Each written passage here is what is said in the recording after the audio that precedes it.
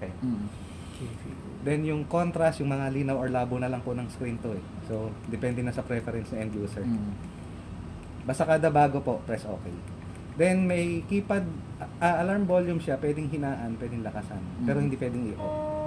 Kasi po essential yung alarm. Ayan. Kasi minsan po may gusto, tahimik lang. Ayan. So, it depends po kung ano po yung preference. And then yung date and time. Yun lang naman po yung laman ng ano. So, para talaga siyang cellphone na nababago lang. Yan. Ngayon, kung may pansamantalang tatanggalin sa pump si pasyente, halimbawa po, maliligo, magsi-CR, or magla-laboratory, press stop lang po, and then i-turn off nyo 3 seconds nang hindi nyo na tinatanggal yung line. Mag-a-activate po yung standby mode. Then ito po, pwede nyo baguhin yan. Minuto lang, or basta naka 24 hours, pwede nyo gawing 1 hour. Anyway, pag nandiyan na si pasyente, just press C. Maka-cancel po yung standby mode. Ayan, press C. Then babalik kayo yung huling naiwang infusion ni pasyente. Then balik lang din start. Ay, ito pala. Ito, start.